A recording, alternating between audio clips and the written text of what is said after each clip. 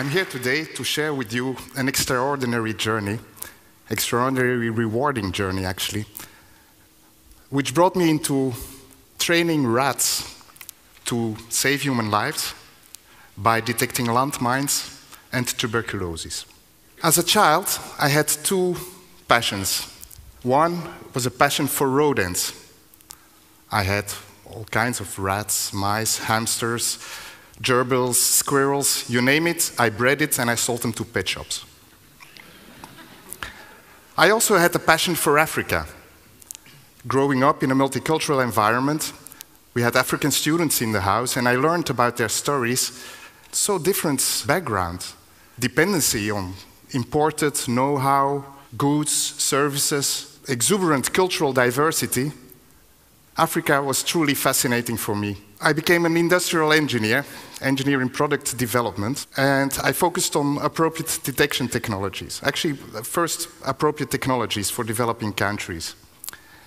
I started working in the industry, but I wasn't really happy to contribute to a material consumer society in a linear extracting and manufacturing mode. I quit my job to focus on a real-world problem, landmines. We're talking 95 now. Princess Diana is announcing on TV that landmines form a structural barrier to any development, which is really true. As long as these devices are there or there is suspicion of landmines, you can't really enter into the land. Actually, there was an appeal worldwide for new detectors, sustainable in the environment where they needed to produce, which is mainly in the developing world. We chose rats. Why would you choose rats? Because aren't they vermin? Well, actually, rats are, in contrary to what most people think about them, rats are highly sociable creatures, and actually our product, what you see here, there's a target somewhere here. You see an operator, a trained African, with his rat in front, who actually left and right. There the animal finds a mine, it scratches on the soil, and the animal comes back for a food reward. Very, very simple, very sustainable in this environment.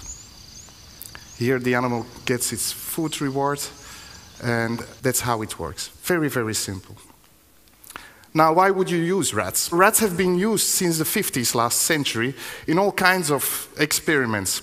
Rats have more genetic material allocated to olfaction than any other mammal species. They're extremely sensitive to smell. Moreover, they have the mechanisms to map all these smells and to communicate about it. Now, how do we communicate with rats? Well, we don't talk rats, but we have a clicker, standard method for animal training, which you see there. A clicker which makes a particular sound with which we can reinforce particular behaviors. First of all, we associate the click sound with the food reward, which is mashed banana and peanuts together in a syringe. Once the animal knows click, food, so click is food, we bring it in a cage with a hole, and actually the animal learns to stick the nose in the hole under which a target scent is placed, and to do that for 5 seconds. 5 seconds, which is long for a rat. Once the animal knows this, we make the task a bit more difficult. It learns now to find the target smell in a cage with several holes, up to 10 holes. Then the animal learns to walk on a leash in the open and find targets. In the next step, animals learn to find real mines in real minefields. They are tested and accredited according to international mine action standards, just like dogs have to pass a test. This consists of 400 square meters. There's a number of mines placed blindly, and a team of trainer and their rat have to find back all the targets.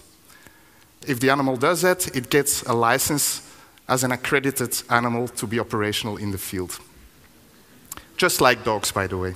Maybe one slight difference. We can train rats at a fifth of the price of a trained demining dog. This is our team in Mozambique. One Tanzanian trainer who transfers the skills to these 3 Mozambican fellows. And you should see the pride in the eyes of these people. They have a skill which makes them much less dependent on foreign aid. Moreover, this small team Together with, of course, you need the heavy vehicles and the manual deminers to follow up.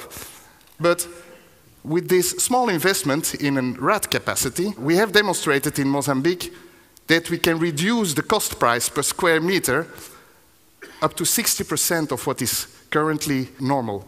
$2 per square meter, we do it at 1.18, and we can still bring that price down. Question of scale, if we can bring in more rats, we can actually make the output even bigger. We have a demonstration site in Mozambique. 11 African governments have seen that they can become less dependent by using this technology. They have signed a pact for peace and treaty in the Great Lakes region, and they endorse hero rats to clear their common borders of landmines. But let me bring you to a very different problem, and there's about 6,000 people last year that walked on a landmine. But worldwide, last year almost 1.9 million died from tuberculosis as a first cause of infection. Especially in Africa, where TB and HIV are strongly linked, there is a huge coming problem. Microscopy, the standard WHO procedure, reaches some 40 to 60% reliability. In Tanzania, the numbers don't lie, 45% of people TB patients get diagnosed with TB before they die. That means that if you have TB, you have more chance that you won't be detected, but will just die from TB, secondary infections, and so on. And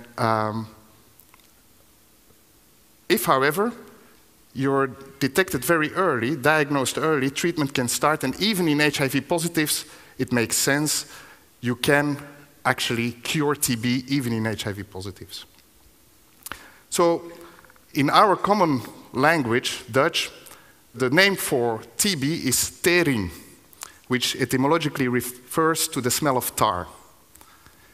Already the old Chinese and the Greek, Hippocrates, have actually published, documented, that TB can be diagnosed based on the volatiles exuding from patients. So what we did is we collected some samples, just as a way of testing, from hospitals, trained rats on them, and, well, see if this works, and wonder, well, we can reach 89% sensitivity, 86% specificity using multiple rats in a row. This is how it works. And really, this is a generic technology. We're talking now explosive, tuberculosis, but can you imagine you can actually put anything under there. So how does it work? You have a cassette with 10 samples. We put these 10 samples at once in the cage. An animal only needs 200ths of a second to discriminate the scent, so it goes extremely fast. Here it's already at the third sample. This is a positive sample. Gets a click sound and comes for a food reward. And by doing so, very fast, we can have like a second line opinion where to see which patients are positive, which are negative. Just as an indication, whereas a microscopist can process 40 samples in a day, a rat can process the same amount of samples in 7 minutes only. A cage like this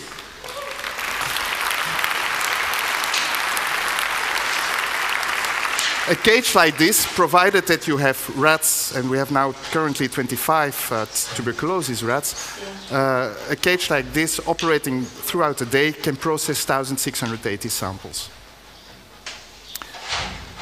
Can you imagine the potential offspring applications? Environmental detection of pollutants in soils, the customs applications, detection of illicit goods in containers, and so on. But let's stick first to tuberculosis. I just want to briefly highlight the blue rods are the scores of microscopy only in the 5 clinics in Dar es Salaam on a population of 500,000 people, where 15,000 reported to get a test done. Microscopy found 1,800 patients, and by just presenting those samples once more to the rats and looping those results back, we were able to increase case detection rates by over 30%. Throughout last year, we've been depending on which intervals you take, we've been consistently increasing case detection rates in 5 hospitals in Dar es Salaam between 30 and 40%. So this is really considerable. Knowing that a missed patient by microscopy infects up to 15 people, healthy people per year, you can be sure that we have saved lots of lives. At least our hero rats have saved lots of lives. The way forward for us is now to standardize this technology.